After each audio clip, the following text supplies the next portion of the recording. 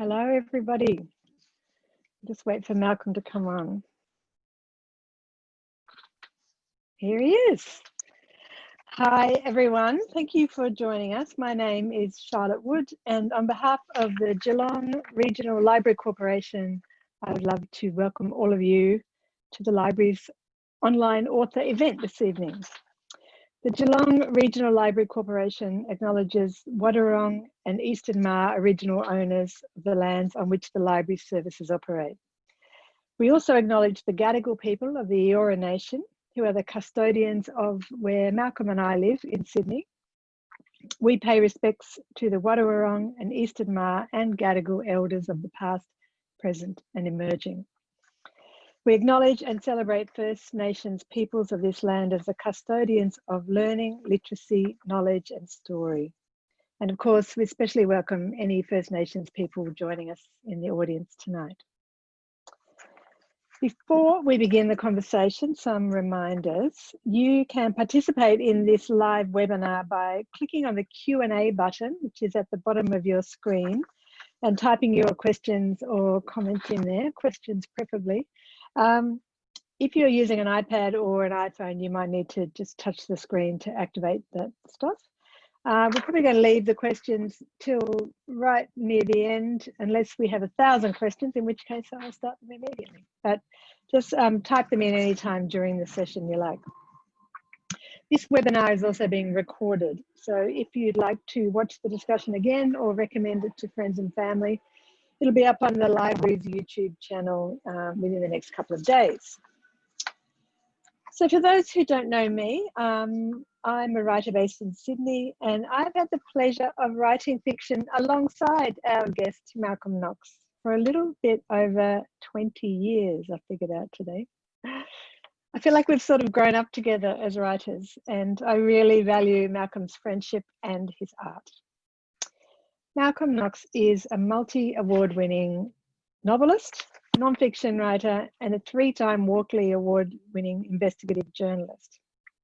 His earlier novels are Summerland, A Private Man, which won the Ned Kelly Award, Jamaica, which won the Colin Roderick Award, The Life, The Wonder Lover, and now, I think my favourite of all these books, The Most Amazing Bluebird. Malcolm has won a squillion other awards for all his other kinds of writing. His non-fiction books about cricket, the law, economics, mining, and all sorts of other topics.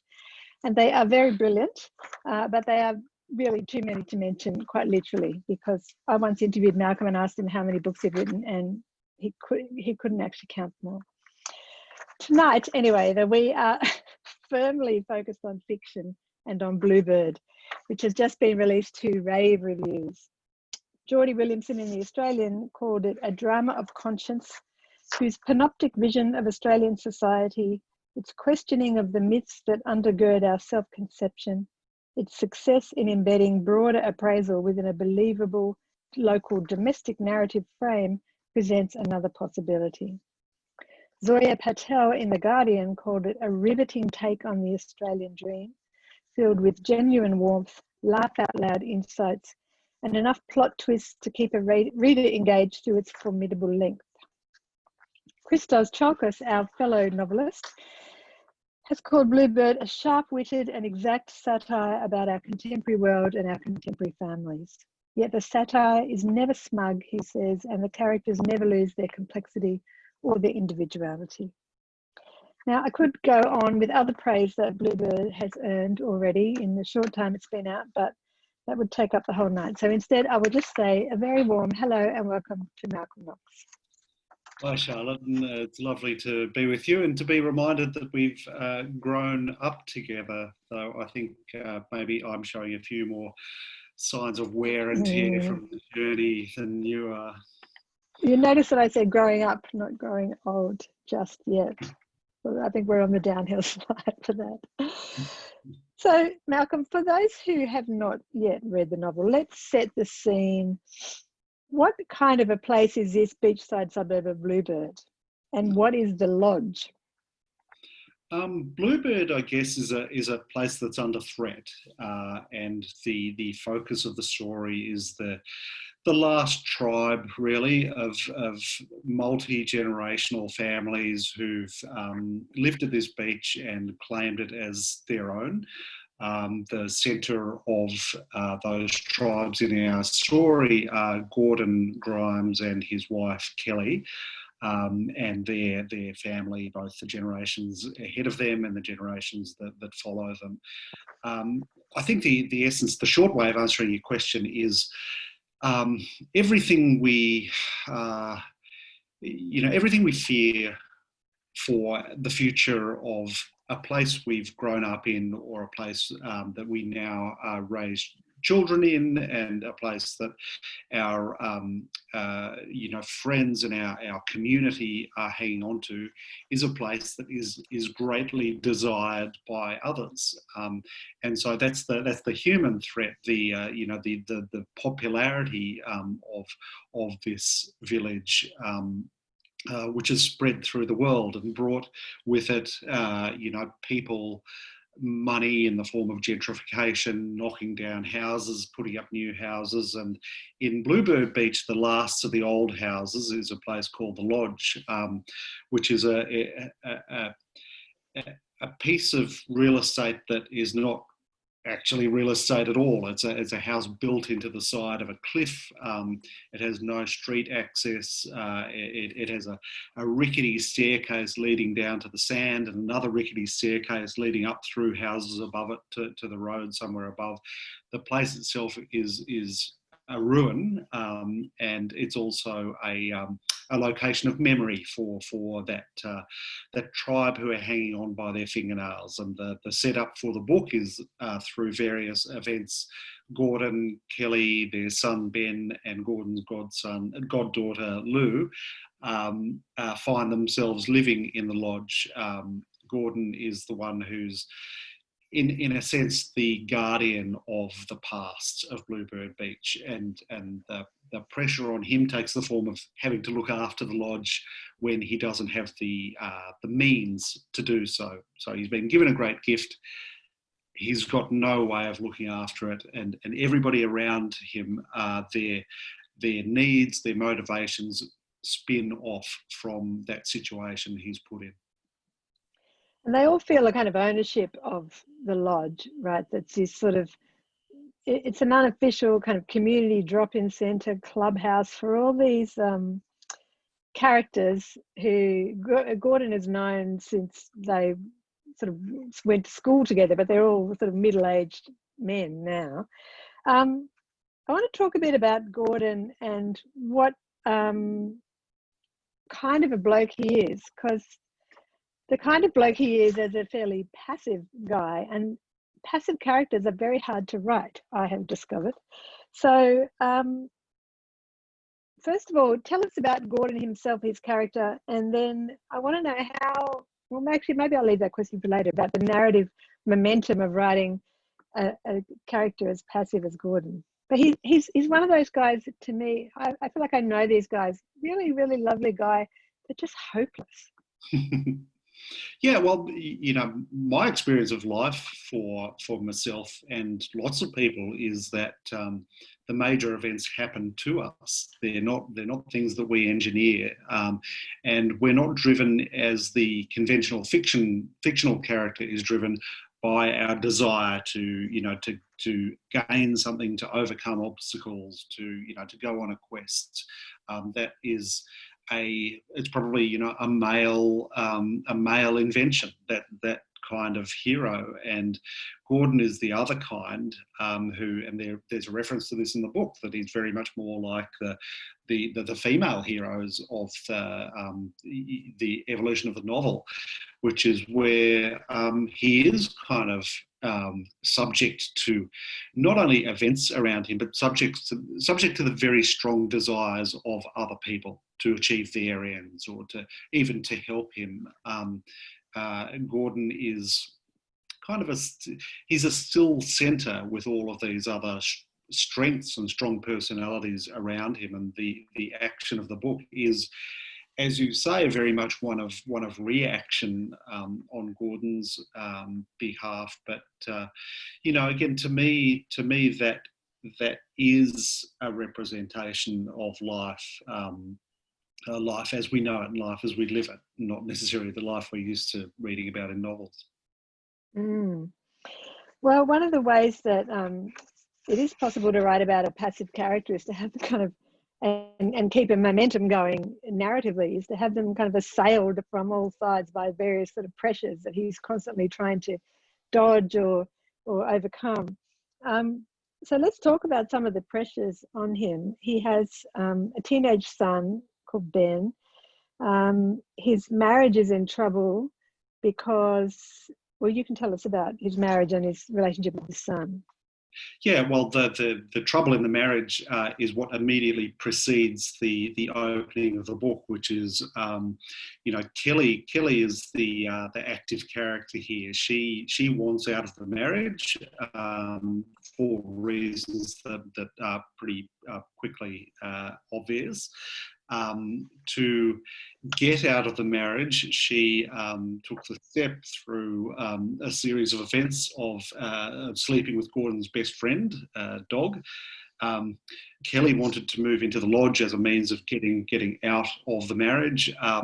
Her stepmother, who part owns the lodge with her, stymied Kelly's escape plan by engineering the movement of Gordon into the lodge with her. So those are the key influences around Gordon, but Ben is a linchpin to all of this, because neither Kelly nor Gordon wants to do the wrong thing by Ben. He's still a teenage boy. He's under their care, and Ben's only partially aware of what's happening between his parents, as we all are when we're 16, 17 years old, and Ben is doing his best to in his blindness to help his dad out, because he kind of feels sorry for his dad, and the self-destructive effects of what Ben might do for Gordon is one example of how people who are trying to help this guy are kind of getting themselves caught up in a machinery that they can't control. So the other people around, and Ben is a fantastic character. One of the comments that Zoya Patel said in the Guardian review was how much you flip sort of conventional stereotypes, really, but what we've come to think of as archetypes of the Australian beachside sort of culture, where one of the most prominent surfers is a Japanese guy called Japan Ned, and I love Japan Ned's two phrases that he pretty much uses as greetings when coming to and from the ocean: "Good out" or "shit out." That's all you need to know. And Ben is obsessed with cricket, but he's not your sort of heroic young teenage cricketer, really, is he?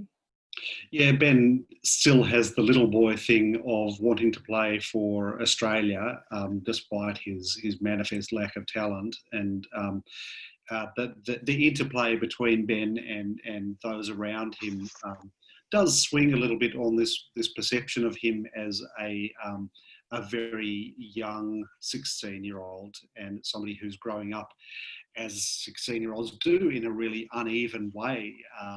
He is incredibly insightful in some ways, and yet completely clueless in others.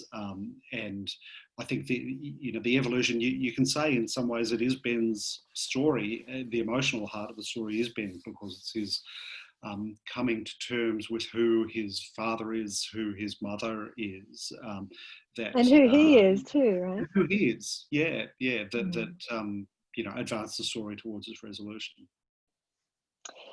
So I've got so many questions to get to. I'm getting panicky that I'm not going to get to them all. But why is this microcosm of people who hang around the lodge? There's the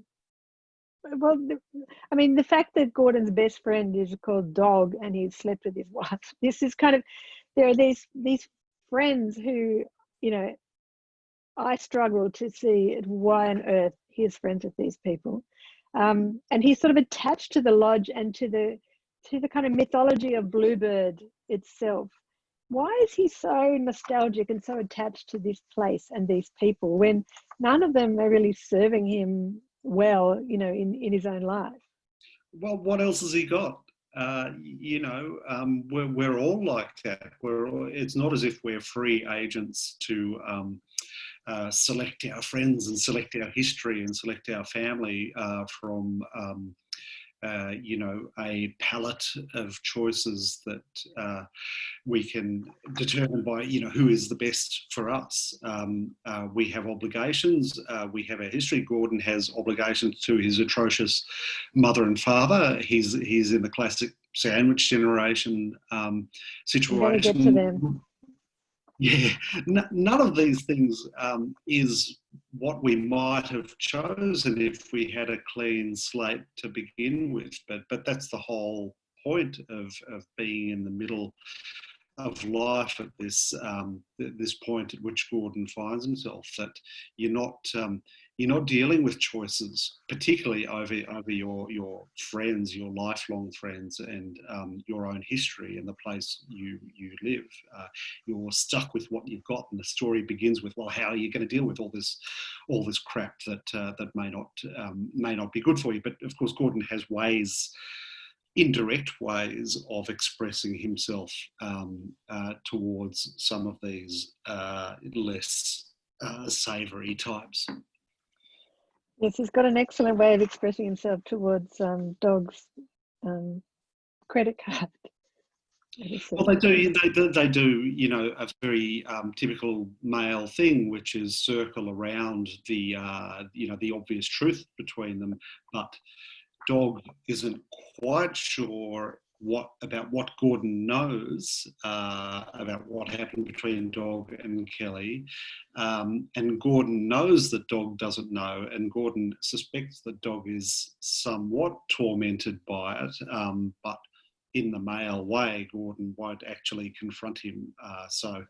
One of his means of expressing himself is to take a charge card from an upmarket homewares store that Dog left the night he had his little first peccadillo with Kelly, and this was the card that Dog had been using on that night to chop up lines of cocaine, ironically enough, that he left as evidence of the crime. And Gordon, whenever he wants to just twist the knife, maybe not even twist the knife, but just express something against Dog, he goes and buys something incredibly expensive on this charge card that he knows Dog can't ask him to have back, and also Dog can't call him out on the expensive purchases, because that would then alert Dog's wife. So everybody's caught in this kind of tangle of the unspoken. It's a genius sort of form of payback, and partly because one of the things that it does for Gordon is to allow him to buy very expensive, quite hideously ugly presents for his mother. I want to talk about these parents. We should also make it clear that Kelly by this time can't stand Dog and does everything to avoid him. So there's this sort of, in this amazing building, the lodge, there's people, as soon as Dog appears, there's people leaving by back doors and coming in other doors and swapping rooms, and it's actually a brilliant sort of theatrical set, the lodge itself, isn't it? Yes, so let's get on to these. Dog's the classic oblivious man, where he kind of thinks that if he can pretend that none of this is happening around him by force of his good cheer, he can engineer a reality of his own. Which is a very great propeller of narrative tension too in this story. So one of the most very touching parts of the story is Gordon's relationship with his horrendous parents. A couple of years ago, I saw a fantastic letter in the Good Weekend magazine in which this very sort of thoughtful retired doctor said that aging was about 3 A's: anticipate, adapt, and accept. Now, Gordon's parents have done absolutely none of those things, have they? Tell us about Ron and Norma. Well, Ron's sick. He's an old man who's basically coming towards the end of his life, and he's been admitted to a nursing home. But Ron is also, these men are all in denial about something or other, and Ron is in denial of his own mortality, and he's waging a campaign, a guerrilla campaign, if you like, to escape and to get behind the wheel of a car. What he would want to do once he is behind the wheel of a car remains, somewhat nebulous for a while. But that's all Ron is driven by: freedom, escape. He sees himself as a prisoner, and as you say, he is atrocious. He's an awful old man. He's also kind of my favourite character. In a way, in the book, because he is so. To go back to your earlier question about passive characters, Ron is the old-fashioned male hero. He is constituted by his desire, and his desire. It doesn't matter who he will steamroll to achieve that desire. Primary among his victims, I guess, is Norma, his wife of many decades and the mother of Gordon, who is hardly guiltless herself, and Gordon often finds himself taking, he has to take Norma's side in this battle with Ron. But then as soon as he's going too far on Norma's side, he starts feeling sorry for his father, and he's unable to form any kind of allegiance, and nor should he. I guess they're his parents, and he loves them. And Ron is just desperate to get out of the nursing home. I have to say that the relationship between Ron and Norma, and Ron's behaviour and obsession with driving a car when he really can no longer drive. It's like this story has been repeated around my friends. You have replicated the parents of at least 4 of my friends. And I just want to read this bit that just made me, so much of this book made me laugh a lot. But this is about Ron just wants to get home. That's all he wants. Ron only wanted to be in the apartment and for Norma to leave him alone. Oh, after serving him 3 meals a day, doing his washing and ironing, making his bed, cleaning his toilet, purchasing his medications and calling the ambulance when he collapsed, among other less savoury duties. So he just refuses to accept that he has lost this power that he's always had, right? Yeah, and maybe there's not that much more to say about him, because his refusal to accept is a kind of an extreme version of Gordon's refusal to accept his reality. It's just that because of Ron's age and the imminence of his physical decline, all of that refusal is clarified and simplified. And as you say, his desires can be put very, very simply. And I've heard you say that on one level, this book is about aging, and about, to me, it's like there's 3 different generations all behaving. The young people are kind of the saviors of this book. Right? They're the sane, well-developed, rational beings in this book, which is very beautiful to read. I want to ask you about Lou, the goddaughter, because she's and paradoxically, Ron, for all his bigotry and just revolting things that he says about women and people of other cultures, he loves Lou, which is the least, the person you would least expect him to love. Yeah, well, don't forget that Ron sees Lou as an opportunity for him to exploit as well. She might be able to get him out.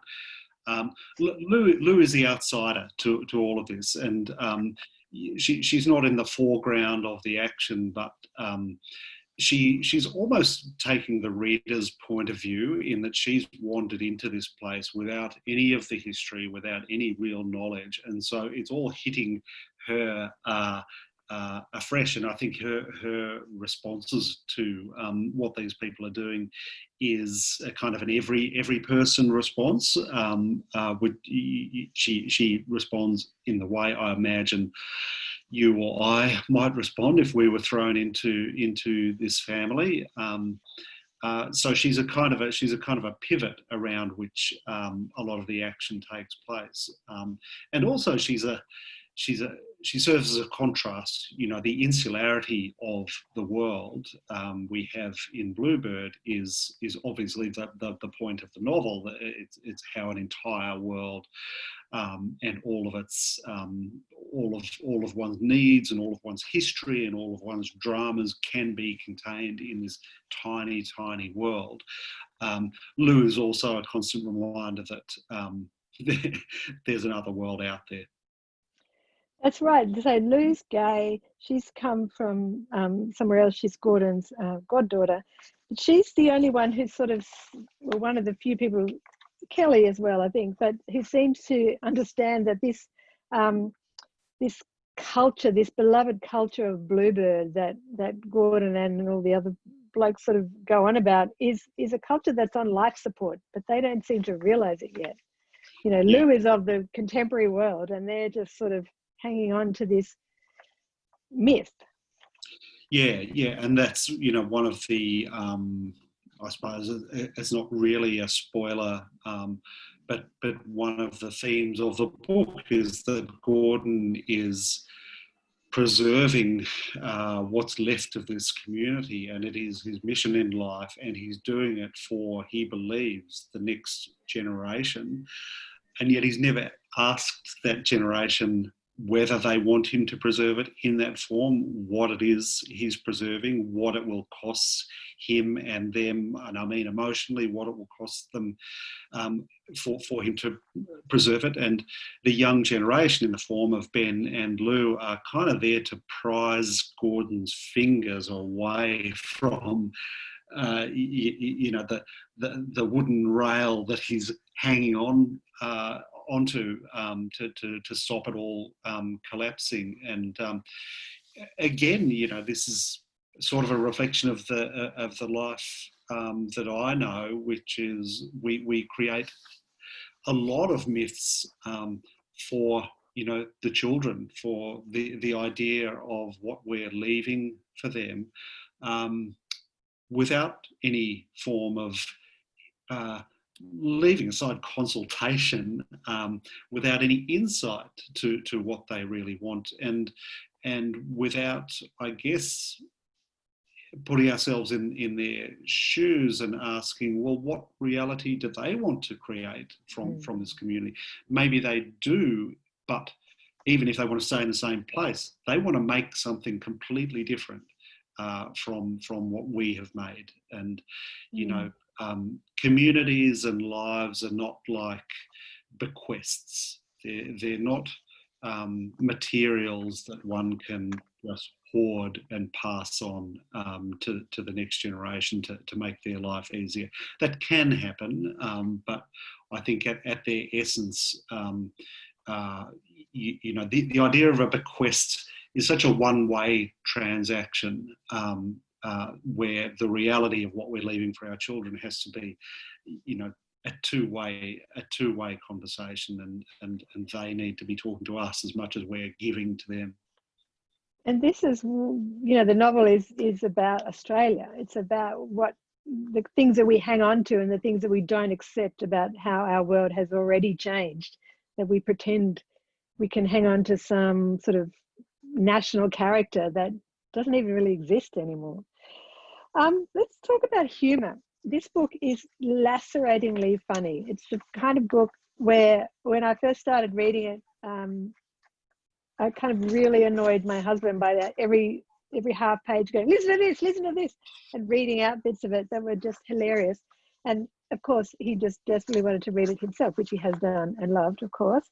But what I think humour is kind of really underappreciated in Australian literature. I think that we sort of think of humour as a kind of blunt instrument, where in this book in particular, it's incredibly sharp, incredibly acute. So can you talk about why humour is important to you as a writer, and what are the jobs it can do in fiction? Yeah, that's a great question. I think humour is an unfairly maligned quality in that the forcing of humour and the foregrounding of humour, is in literature as in life not necessarily that appealing when humour is forced upon us. But the way humour can leak around the edges has always been a feature of my reading, and the novels, and I'm not talking about Dickens, who was a humorist, but even the more serious old novelists, I always found them to have really great sense of humour, and allowing that to happen while dealing with very serious and weighty subjects was, of course, part of the great allure of those books. And the funniest people are often deadpan people, and people who don't sell themselves as humorists. And you are a very funny writer, and I don't think anybody would, the first thing they would say is, oh, Charlotte Wood, what a wag, what a what a laugh she is. But when I read you, I always find something to laugh about, and I would say that about nearly all of the best novelists. They're almost humorous in spite of themselves. Well, it's something I think about, the presence of a sense of humour, even when you're dealing with, sad or serious topics, is so crucial, as it is in people, I think. But it's almost like as if someone refers to the humour, then they're kind of dumbing down your book, even though I think when we're writing, we want, like, the humour is just, for me, one of the things I want to do with my fiction is to make people laugh. Yeah, I think that's when you just can't help yourself a little bit. But as you know, the worst thing about humour is trying to talk about humour. Shall we stop? Let's stop. Yeah. Did you hear my joke of the week? And the idea of the joke of the week is enough to, for me to make me turn the page onto something else. Yeah. Well, one of the ways that your humour that we won't talk about is really apparent, or the sort of joyfulness in your work, and always has been, is in your kind of delight in the Australian vernacular, in the ways that people talk. And I'll never forget how much I just hooted with joy when back in The Life, I think it was, when I read the word brang. He brang it to the and that alone just made me giggle for about 3 days. So the book is full of very playful, sort of darkly playful plays on words, the things that the men call each other, the ways they talk about stuff. What's your particular, why are you so drawn to showing us the kind of delight in our own vernacular? I think because this is community, this is culture, and by that I mean a lot of this language is inward. It's inward focus. It's about building something between those who share this language, and in the broader context, I think it's something that we often misunderstand, particularly with humour that is used to belittle others. Okay, men wolf whistling women in the street, okay, or making comments to each other about a woman. Now, none of these men would do that if they were on their own. It's not their purpose to make a statement towards that woman. their purpose is to make a statement towards the man they're with. And the woman, of course, is collateral damage, and that has its own complication and harm, obviously. But this is what all of this language building is about, and often it brings out the worst in people and the most insular and bigoted and even violent views and consequences. But I just wanted to bring it back to its primary purpose, which is, the sense of people, if they've known each other forever, as they get older and, they feel themselves moving apart. They feel the daily, tectonic shift of these formerly stable continents in their lives, just moving centimetre by centimetre, day by day apart. And the building of languages, like the building of memories and the sharing of memories, is purely focused on trying to stop that separation. The language, to speak a private language or a vernacular of any kind, is one of the very key stones of the tribal, the tribal impulse. Well, you've always written about this tribal impulse between men. It seems to me that you've always been interested in puncturing the kind of mythology around mateship. In almost all of your books, I think, and you've written about sort of lost, isolated men who are not victims of society so much as victims of their own kind of illusions and their own inability to see and act on the truth of their experiences that are happening and to share that with each other. So there's this competitive thing. There's the fact that Dog and Gordon both know that that Dog slept with Gordon's wife, but no one can say anything. It's this stymied kind of scenario. Why are you interested in this so much, in this kind of man who sort of see themselves as winners, but they're really struggling in their hearts? Yeah, I suppose it feels like the major historical event that is closest to hand for me. It's like an era is changing before our eyes, and it is all of these communities are going to look totally differently in 30, 40, 50 years time.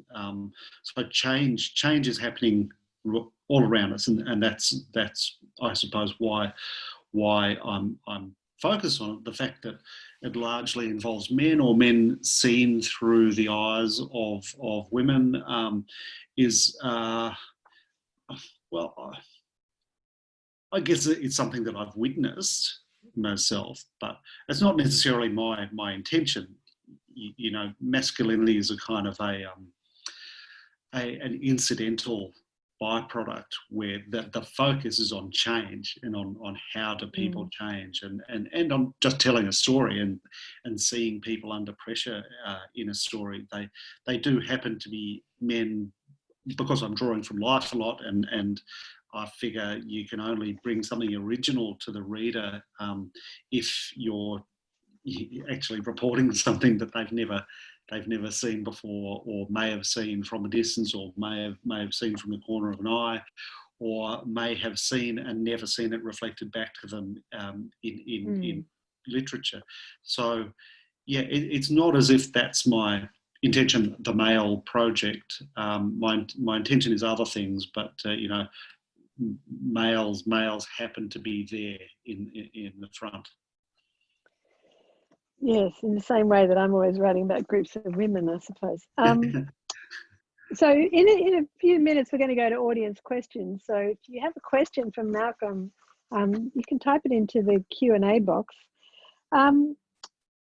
Speaking of change, I wanted to ask you, I listened to your absolutely brilliant discussion with Christos Chalkas from the Byron Writers Festival podcast series, and I really recommend that to our audience to go and check it out. The series is great, but Malcolm's and Christos is particularly good. And you asked Christos about where he thought his new book, Damascus, fitted or didn't fit with his previous work. So I'm going to ask you that same question. Where does Bluebird, how do you see it as aligning with or separating from your previous works? I think the first thing I would say is this is a book that I wanted to throw everything into and everything at. I felt, looking back, my previous novels had all followed their own path, whether it was a stylistic path or a particular subject matter or a voice. They burrowed into that, and maybe they came out, maybe they didn't. But with this book, I wanted to do a broad canvas, a conventional book in the sense of third person, multiple plots, multiple characters, a fairly broad sweep, and not try to be too experimental or adventurous when it came to things like voice or form.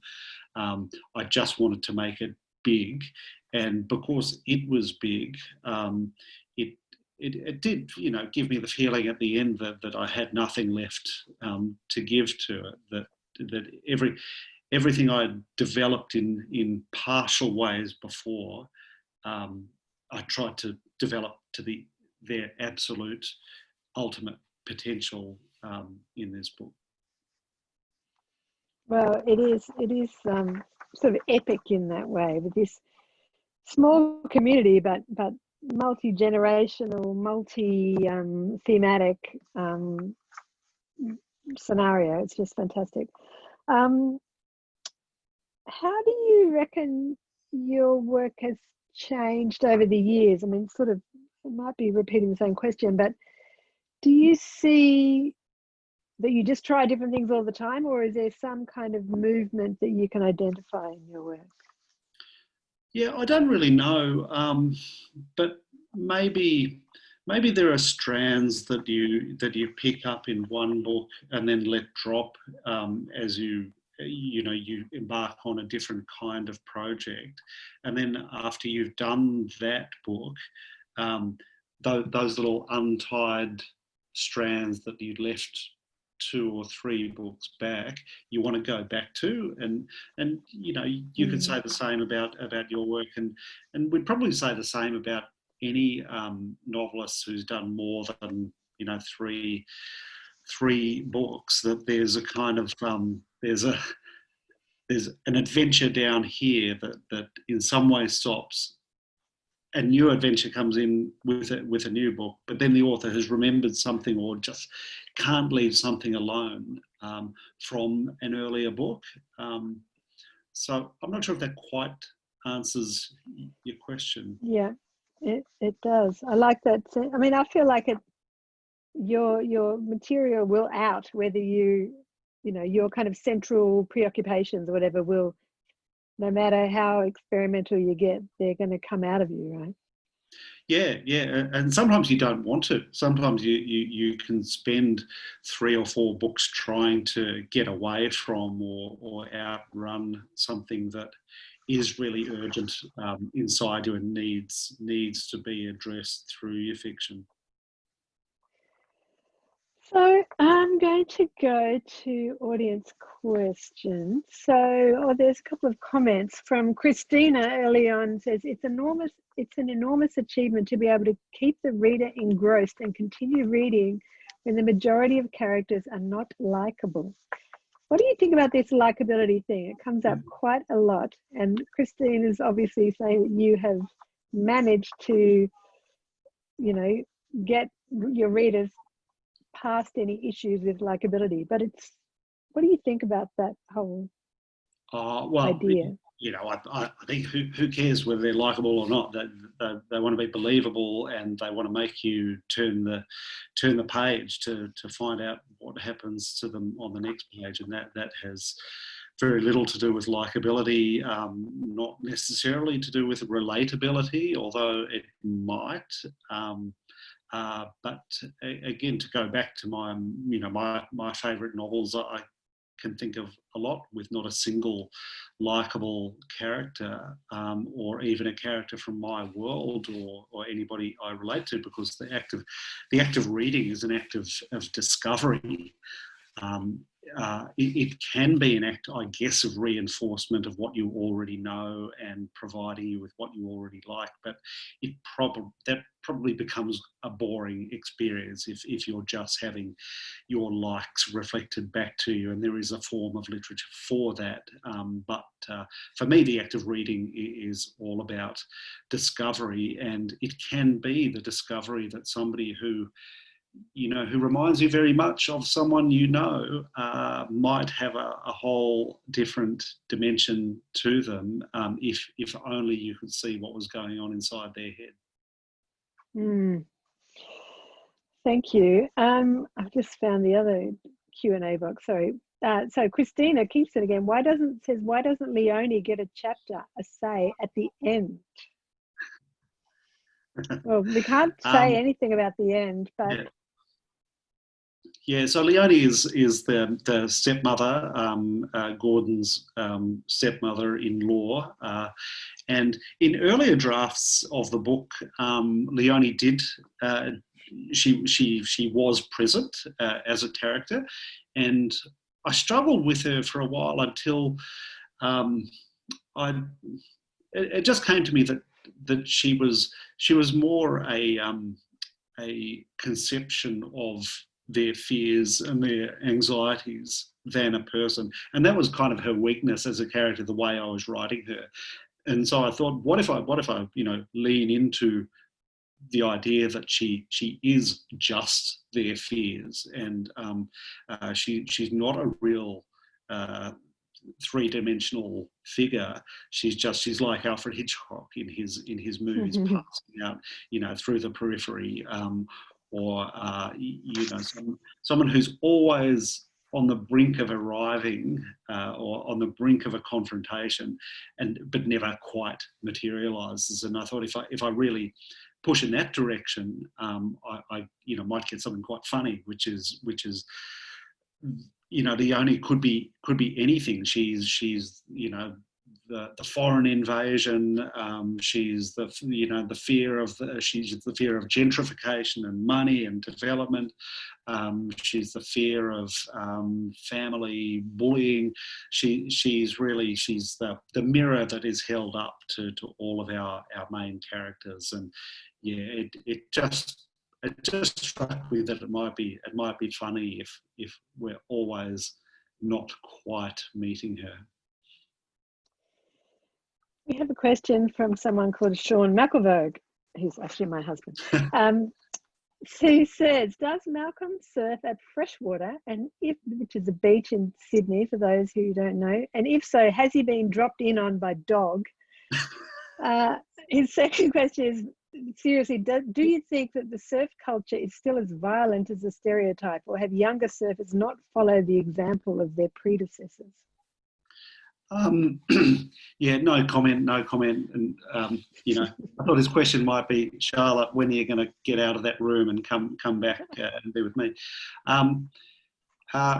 To the second question, to the first question, look, Freshwater is one of my local beaches, and there are quite a lot of characteristics of this book that I've plucked from that location. One of my neighbours the other day said, "Oh, I heard you've written a book about the blokes down at the beach," and I said, "No, don't tell them." I don't know the kind of the local cliques or anything. I'm not a long-term resident. I've been only about 10 or 15 years in the area, so not a lifer at all. So just to carry that through, yes, Freshwater freshwater is my initial spark for it, but it can be, I hope for the reader, it can be not only any beach, but even any community, any small community, either out in the bush or a small community within a city, which we know that's that's how we live in little villages within cities. To the second question, again, my experience, I can only speak from my experience, which is that the violence in the surf is again a bit more show than reality, and it's often performances of tribalism, like the performances we talked about before, are staged for the benefit of those in the tribe. They're not staged to clear the beach of new elements or invaders, because that battle's been lost. That battle's been lost decades ago, and they know that. Everybody knows that. So there's a really complex interplay of performance with actual threat. And of course, there are instances of people bopping each other on the head or shouting and threatening and doing saying all sorts of things to each other. But I think if you talk to people involved in surf culture, they will generally say that tribalism was a much more violent and actually directed to the other phenomenon 20, 30 years ago than it is now. Well, I'm glad to hear that. I have some more. So we've got time for maybe one more question if someone wants to pop one on. But in the meantime, I'm going to ask you, Malcolm, do you know, so you've written so many different forms of books, and you're so well known for your amazing journalism, but I'm going to talk to you about fiction only. Why do you write? Why do you write fiction? Have you ever thought about the central reason that you do it?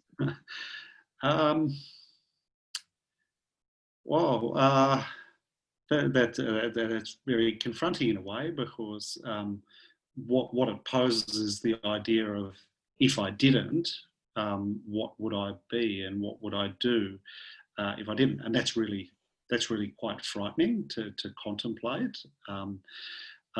So in one way, and this is a real non-answer, it's a bit like the histories and the tribes and the unlikable people and the family members that we carry as our baggage in life. Writing fiction has been, that essential part of my baggage for more than 30 years now. So I just can't imagine not doing it.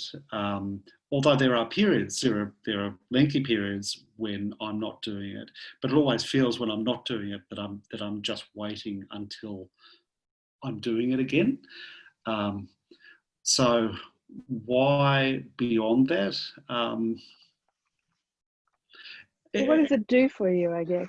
Yeah. It's never been because I really feel I owe something to the reading community. They'll get by if I never write another thing. They'll be perfectly happy, maybe happier. But what it does for me, I always had this feeling, and when I really fell in love with books, with great books, I had the feeling of I'm an infant crawling around the adults' feet at this table, and they're all sitting there talking about the things that are really important in the world. And these are the novelists, call them the adults.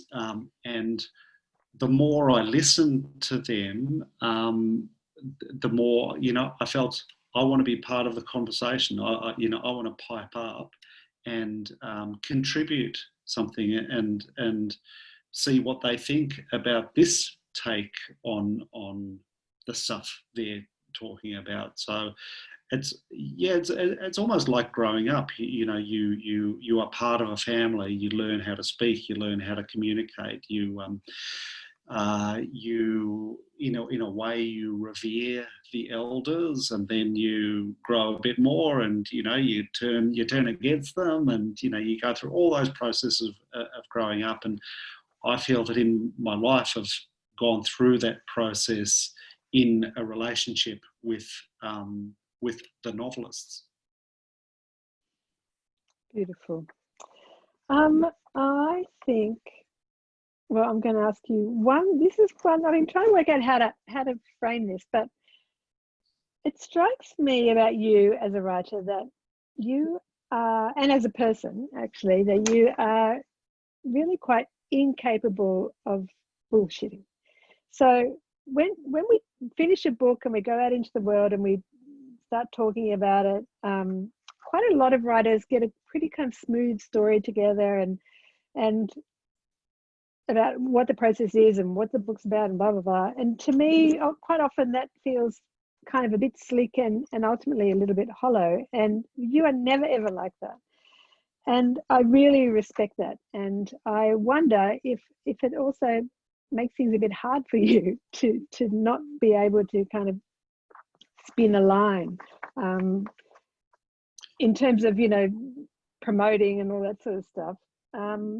So it's a very garbled question, but you're very modest at going into the world with your work. And I wonder if you find that part of things difficult or not. Yeah, well, look, as you also know, I can bullshit with the best of them. Well, we I don't know think each so, other anyway. well for that. Look, I'm not slick. I just I can't do slick. I am not slick. So I guess all I can do is what I feel I can do best, and you perceive that as truth-telling and frankness. It may just be to a degree another performance of truth-telling and frankness, and I actually I am. knew you were going to say that. I am more full of shit than anybody. That you've got to leave yourself open to that possibility. So I'm a middle-aged white guy. In a you refer to the marketing of books. There are a certain number of boxes that I might in previous times have ticked, but I don't tick those boxes anymore. And there's nothing much interesting about a middle-aged white man, if that's what define him. So I suppose I look into myself and ask, well, what have I got going for me? And it may not be obvious at all. So Luckily for us, as honesty, I don't know. I knew you would say that you were just really good at pretending to be honest. We have to wrap up. There's a lovely comment from Christina on the chat that says, last Christmas I gave The Weekend away as gifts, thank you, and this year I'll be giving Bluebird for friends to read on the beach. Tonight's talk will help me to lead, will help Christina to lead Bluebird in her book club. Thank you so much, Christina. We have to finish. Thank you so much, Malcolm, for a fantastic discussion.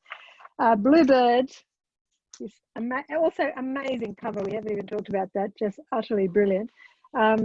Can be purchased online from Allen and Unwin and all good bookstores, and lots of bookshops, even in lockdown Melbourne, are offering online ordering and in-store purchasing. Copies of the book are also available to borrow from the Geelong Regional Libraries in e-versions and hard copy, although I understand there are many people on the waiting list. Oh, here we are. The library has multiple hard copies and already 31 holds, so you need to get in fast. Or perhaps you could just buy it. If you're a member, you might like to take advantage of the library's click and collect service, which you can access through their website. So thank you so much, Malcolm. Thank you for this amazing book, and I can't wait for your next novel. So you better get cracking. Thanks, Charlotte. Lovely to talk with you, and to everybody in Victoria. Look, I just offer you every good wish, and hope that the end of this terrible phase is in sight for you. So best wishes to everybody. That's true, and best wishes from us. And also thank you, Victoria, for really protecting the rest of us. So we really appreciate what you've done. Alrighty, thank you so much. Bye, everybody.